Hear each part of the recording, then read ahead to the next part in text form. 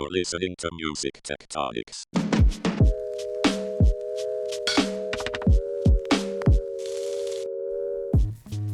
Welcome back to Music Tectonics, where we go beneath the surface to look at the seismic shifts that are changing everything in the music industry. I'm Dmitri Vietze. I'm your host. I am the CEO and founder of Rock, Paper, Scissors, a music and tech PR firm. And I am so excited because I have a friend from probably 20 years back with me.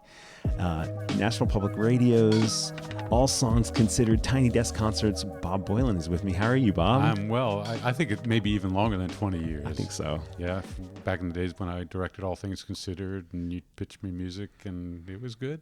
And before I started Rock, Paper, Scissors even. Wow. So we're in our 20th year, so you're right. It is. Wow. It's been great. And, it was obvious from the early days, that you were thinking so much about the musical choices that you were putting into the show. And now these are the music pieces in between the stories of All Things Considered and then doing music features on All Things Considered back then. Yeah.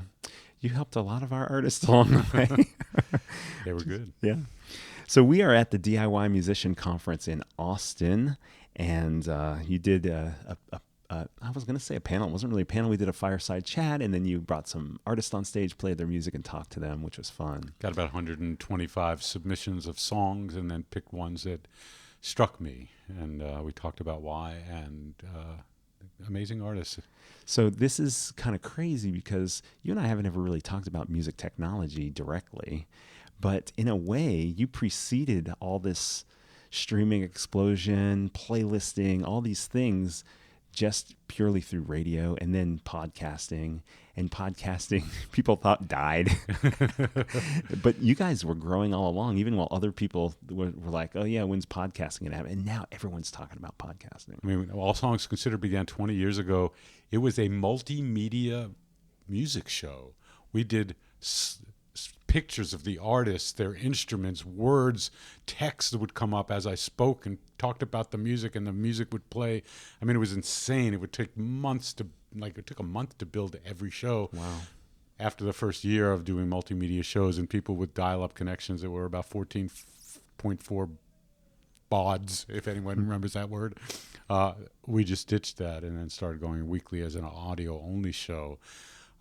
And preceding podcast, we were an online music show, NPR's first, and then 2005 was a first original podcast for NPR. Wow, that's awesome. And now podcasting is a thing. There's companies getting bought by larger companies, millions of dollars, hundreds of millions of dollars. Mm-hmm. Former NPR folks building these companies and selling them, and also interestingly, this merging of podcast with music is now a seismic shift in the industry, because as the digital streaming platforms are trying to figure out how to sustain with the high expense of licensing music, I think they realized they could partially balance the expense of that by having spoken word that doesn't have to be licensed in the same way music does, that doesn't have as large companies that are pushing it. You guys have always just put music in and dealt with the licensing. Well, in fact, we used to, I can remember having shouting matches on the phone when, a record label would say, no, I'm sorry, you can only play 30 seconds of that Bach cantata. I said, I am not only playing 30 seconds. That is ridiculous. We need to give the audience music. And so we would reach out. This is back in, 2000 and whatever, and get permission for every song we played. Because I wasn't going to short shrift the artist and play 1 minute of their song. That was crazy. So it's funny, broke a lot of ground. Right as we're talking about this, YouTube is talking about changing the length of time that they're willing to have claims against monetization on the YouTube platform to fewer and fewer seconds, or more seconds really is what it is. So there's like little snippets. Sometimes it's background music on a YouTube video or something like that. And the rights holder will say, hey, our music is in the video. So we need to, we can claim it and so forth. So this dynamic of how to use music in these new spaces continues to still be getting resolved in the marketplace, which is kind of crazy. Didn't know about that. Yeah, no, it's wild. So this is kind of funny because you've been doing this for so long, and I kind of know a little bit about your process for even just listening to music. Mm-hmm. But what's your listening platform of choice? I use iTunes, still use iTunes. I have a system that really works for me. And so what I like listening blindly to music when I can, and that means not knowing who I'm listening to. So I don't get like, oh, I love this artist in the past, and I start with a bias. Of course, you can't do that all the time. You get a pitch and you read, oh, new Sylvan Esso record. Oh, I'm going to listen to Sylvan Esso. Of course, that's not going to be blindly. But I'll get a bunch of stuff that looks interesting in my email. I'll download it and just put it in a playlist, which is my current, new playlist, and then get in the car and drive or cook or, just as a listener listening to music, that kind of like, is it going to grab my attention if I don't have 100% attention on it? And if it does, then I spend more time with it. And as I'm driving, I will say to Shlomo or Siri, whatever you want to call it, I'll say, hey, Shlomo, rate this song 3 stars, rate this song 4 stars. One of the reasons I've not gone and jumped to the other platform, the Spotify and so forth, well, I have so much invested in the rating of my songs over 2002, 3 was iTunes. So I have all this history of songs that are rated, so I have 4 and 5 star playlists and all that stuff. But I can have this system of star rating my songs, and that really helps me. Because it's immediate. It's like, and I can just say it, do it, keep doing what I'm doing. I'm cooking. I'm saying, hey, Shlomo, rate this song 3 stars. Hey, Shlomo, rate this song 5. And that way, when it comes time to like think about, okay, what am I going to put on my show? All I do is I look at my current playlist, I sort by star ratings, and then I go back and listen to those higher rated things. And it really works for me. That is wild. Have you met anyone else who does it the same way? I know that a couple of folks at NPR do star ratings, but I don't think as intensely and as habitual as I do. Do you know how many songs you've rated? Do you have the library? If I had my computer in front of me, I could tell you. But, there's probably 60 or 70,000 songs in the library. There's probably 20,000 rated. I don't know. Holy cow. Somebody probably wants access to those ratings. And again, it's a nice other thing is that it's personal and it's kept for myself. And things change over time, too. What happens when people send you a SoundCloud, a YouTube, a Spotify? And I really don't like those things, and I generally ask for a download.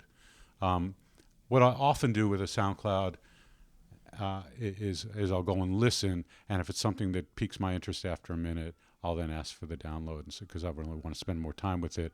I don't find, for me, like SoundCloud is very useful in terms of like the way I work.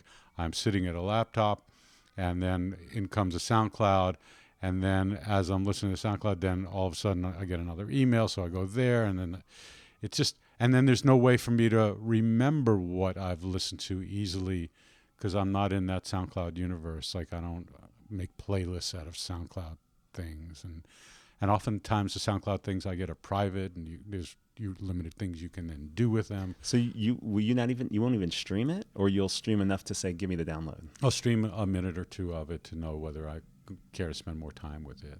But if they send you a download, you'll just load it in without even listening. It depends. We get lots of downloads. I will click if I don't know the artist at all. I'll first quote unquote judge whether I want to spend time with it by often the artwork, the titling, song titles. Like Baby I Love You is not going to be a title that it's going to grab my attention, but You Walk the Moon or something, I'm making all this up, but something that it feels like an adventure in some way, shape, or form, where the titles look like there's imagination in them and the artwork looks like it has some sense of feeling or connection that works with the band name and all that stuff is how I start to decide. I'm not a big reader, I'm sorry to say, and you know this, of reading press releases. I don't do that until I've fallen for the music for the most part. I might read a sentence or two, but yeah. A subject line. A subject line, yes, I do that. Wow. And so have you played with the newfangled streaming services, or have you? I mean, do I you have know a playlist on Spotify now that I put every week. I add a couple of 2-3 songs to. I do that with Apple Music. It's the same playlist in both places.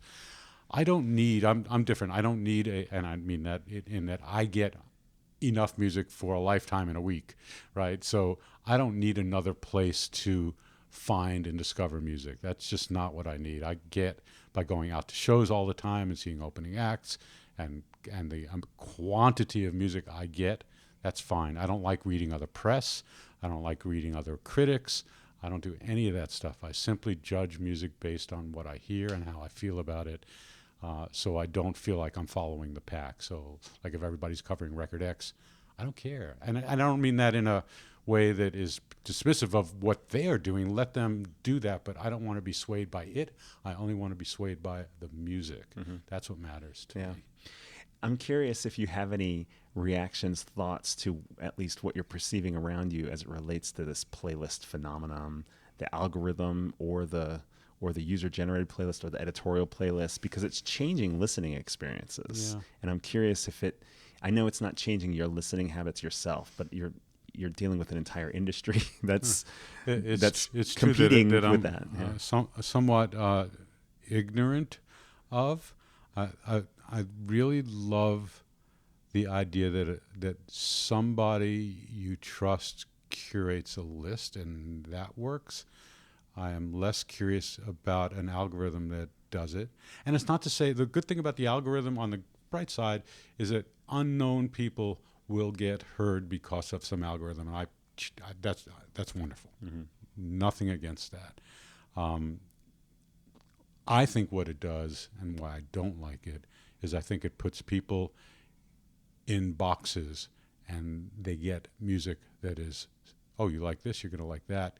They get similar music and you don't break out of your box. So you're not going to get a free jazz piece of music, or you're not going to get, some piece of music that may stretch your boundaries. I don't think you get that out of that, but I'm also not someone who spent a great deal of time with it. But that's the essence of what I see when I see in iTunes, for example, where it says "for you," and I see what it's giving for me, and it's not straying from a certain, like more often than not, I'm getting rock-based stuff that I'm listening to, and it's not giving me anything outside of that box. And one of the blessings and beauties of Tiny Desk concerts that happen at my desk, for those who don't know what I do, is that it's not genre specific, and people love this series, and then they watch stuff that is outside of their zone, and they may learn of something that they never would have seen, some Colombian jazz harpist that they never would have ever thought, and then they go down another road. That was the beauty of DJs when I grew up, and DJs on the radio who brought their records into the radio station and played what they were passionate about, and that's how I learned a good deal of the music I fell in love with, and would never have heard Ornette Coleman if it wasn't some crazy DJ. It sounds like a little bit of what you're saying is that knowing, not just knowing the human, but you are aware there's a human that has some sort of vision or voice or aesthetic or curatorial oomph of some sort, and you can feel it inserted into how how the music's getting selected and put together. Right, and why not do that? And why not find trusted sources of people to do that? I'm not saying don't listen to playlists and algorithms, but I'm just saying there's something that's missing there in general from the little bit. You experience this more, so am I right in what I'm saying? Because you would know better than I. Well, it's interesting. I find that different people have different preferences. I mean, the advantage of the playlist experience, whether it's human created or algorithm, I think for the people that really lean into it is that they don't have to lean into it as much as finding a DJ tuning in when they're on, or, right. Seeking out certain humans. Humans they go to sleep, so half the day they're not available to give you music. Yeah. There's technological barriers to get the information out of somebody's head and into your ears sometimes. So I think there's this kind of efficiency and convenience of 24/7. Just the idea that you can pull up what you want when you want it with minimal effort is changing listening habits too. It's very different from a podcast. I think that's beautiful, and we'll get an intern at All Songs Considered at NPR, and they will have a breadth of knowledge that is wonderful because they have access. Somebody mentions Ornette Coleman, and they go, I don't know Ornette Coleman. Tap, tap, tap, listening to Ornette Coleman. So there's a beauty in this whole new world that I think is amazing. If I wanted to listen to Ornette Coleman, I had to go to a friend's house who had it, or risk $4.99 on an album, and which was beautiful too, because when you put out money that you earn, you feel a lot more of a commitment to it, and a commitment to dive into it and learn more.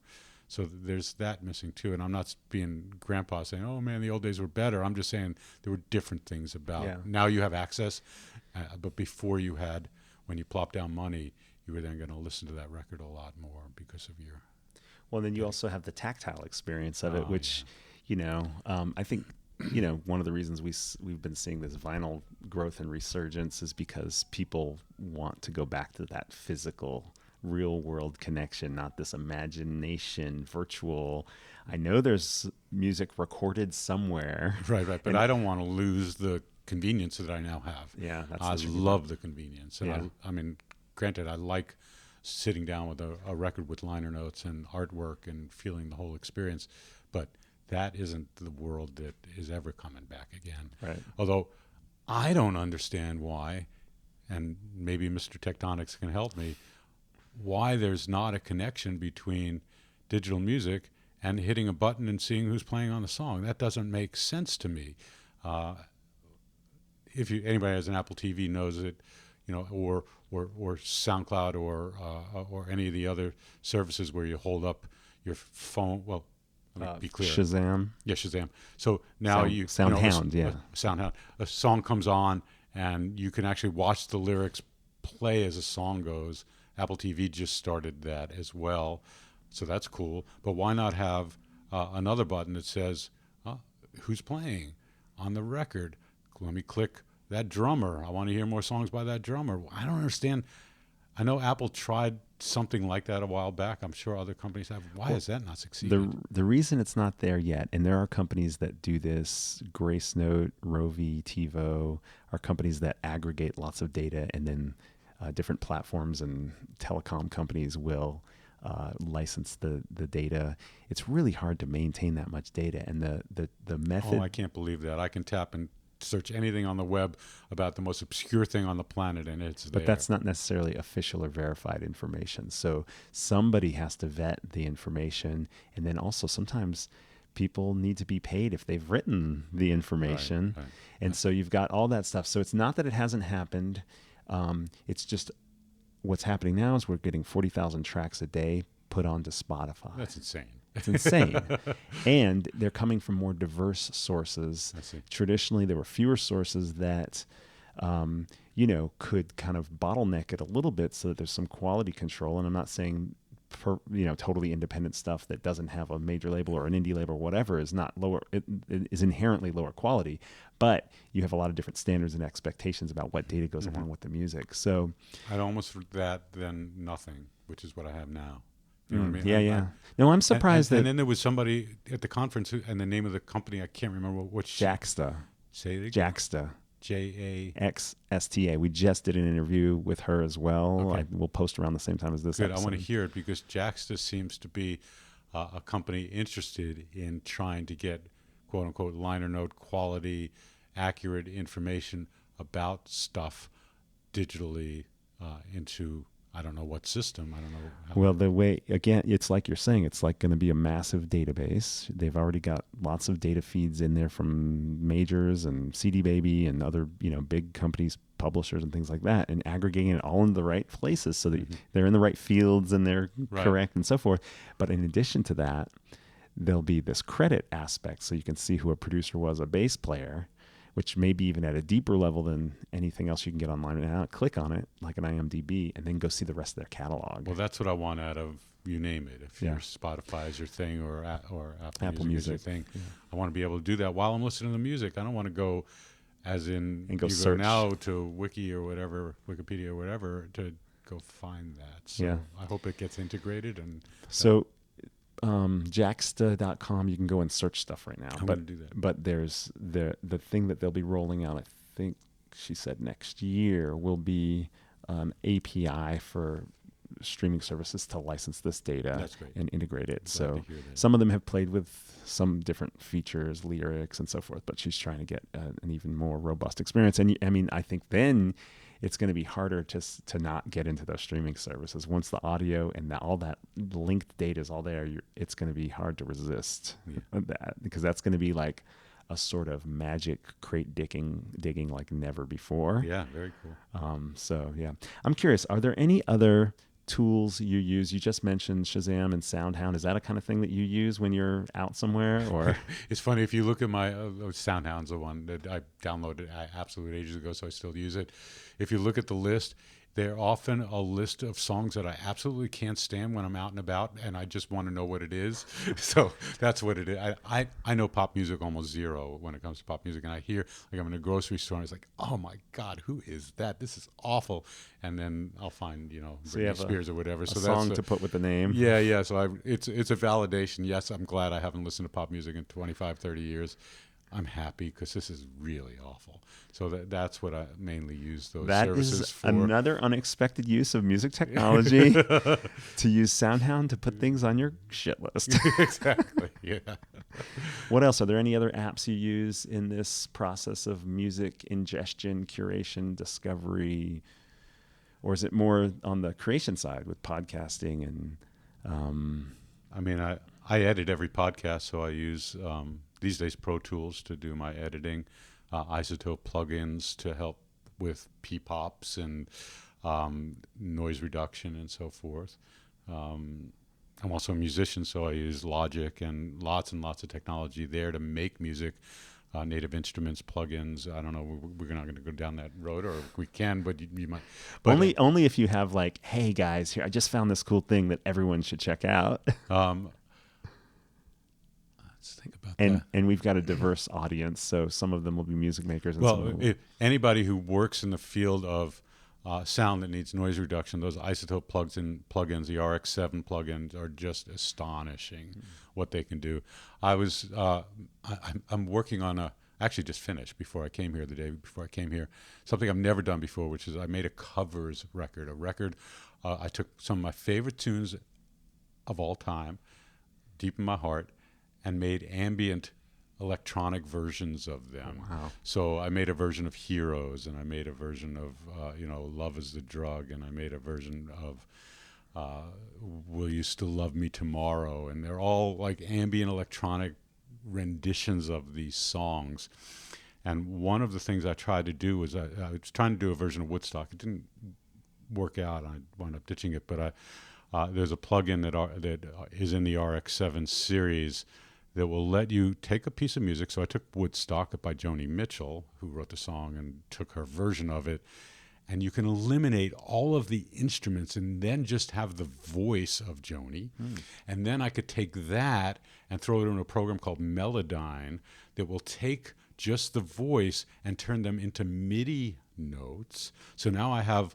For those who don't know what MIDI is basically, it's a representation, like imagine a piano roll, so that when she says child of God, so God might be a G, and it will represent it as a G, and now I put it in a music program, and it will play a piano or a clarinet rendition of using her voice as the way it's going to make the music. Did that make sense to totally. you? Okay, Yeah, good. absolutely. So I'm blown away constantly by music and technology. I've been working with synthesizers now 40 years and electronic music since the early 80s, and I'm still constantly blown away by what people can do.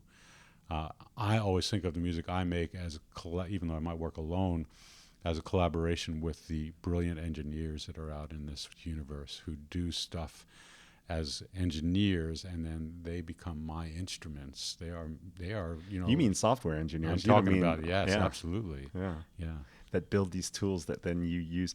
This is so crazy because we just talked about all this very old school approach to your listening curation, and then you talked about turning Joni Mitchell creating a stem, Yes, which is it's currently a bit of a controversial thing now because people are building new types of instruments that have stems already built into them or software to do what you said, but on an automated way and just turn the stuff into stems.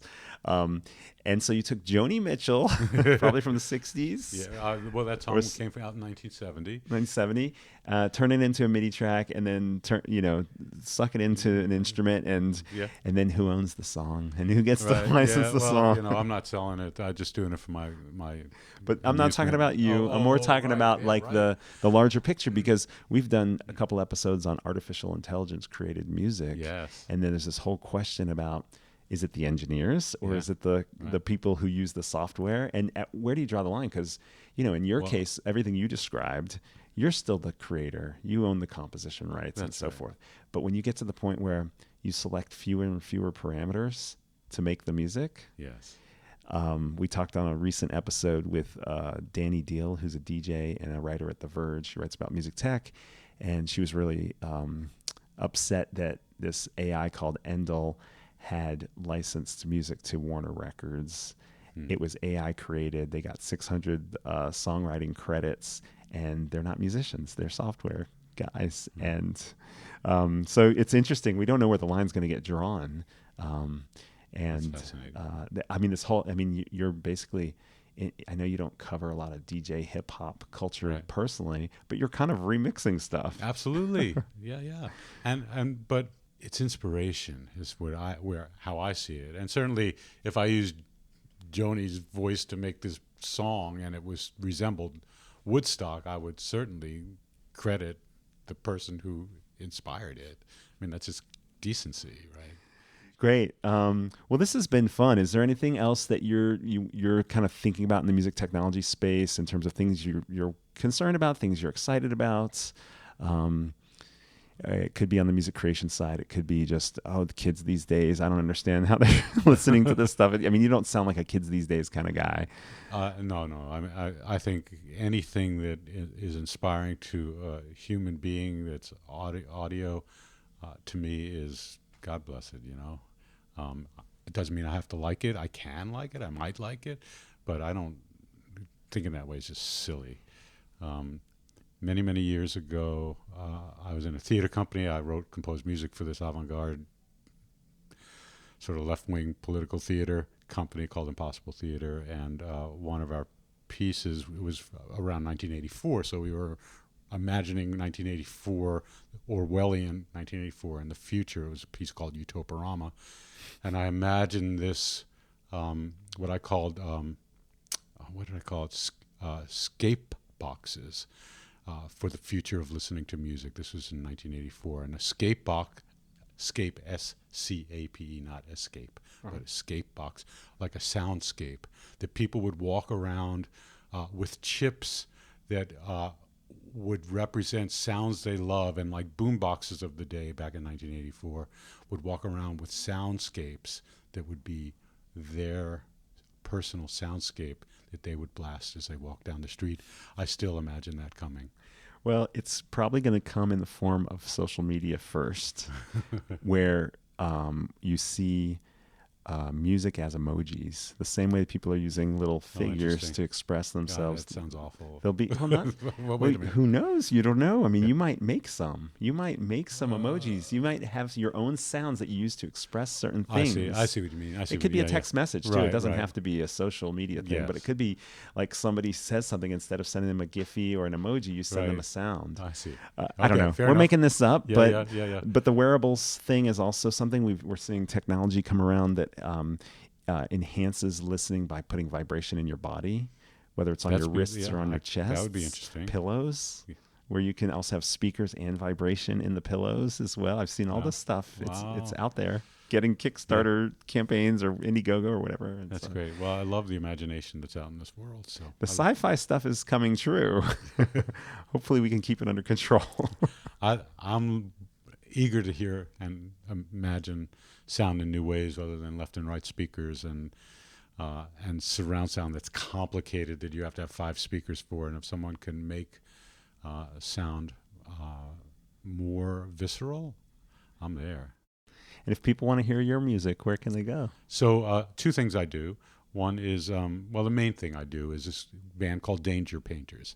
Danger Painters is the music of me and Michael Barron. Michael Barron was a guitar player for Tiny Desk Unit. We started making music 40 years ago. We've made 13 albums together as Danger Painters. And so we make an album every year, sometimes 2 in a year. And so Danger Painters is at Bandcamp. That's one place. I have it also on my website, which just go to Bob Boilen. And I'll figure out what to do with this covers record, because obviously I don't own the rights, so I don't know how I'm going to put that out. But I'm giving it to friends to enjoy. And some of my personal music's up on my website too. Fun. And Danger Painters is also on Spotify and Apple Music. Okay, cool. And of course, All Songs Considered is not hard to find. Tiny Desk concerts are not hard to find. And actually, believe it or not, Bob Boilen's not that hard to find. You see him in his hat at South by, a DIY musician, at concerts and venues in D.C. and New York, at Global Fest, where we always see you. Oh my God, yes. This has been, it's been a fun 20 plus years, but it's been a fun conversation. Awesome, man. I love you. I love you too, man. And thank you for listening to Music Tectonics. If you like what you hear, please hit subscribe so that you know when we put out episodes. Come to musictectonics.com, where you can sign up to our newsletter and find out about original blog posts, and also find out about the conference we're doing in Los Angeles, October 28th and 29th, 2019. And if you sign up for the newsletter, you get a $50 discount on the badge. Keep listening. Thanks so much.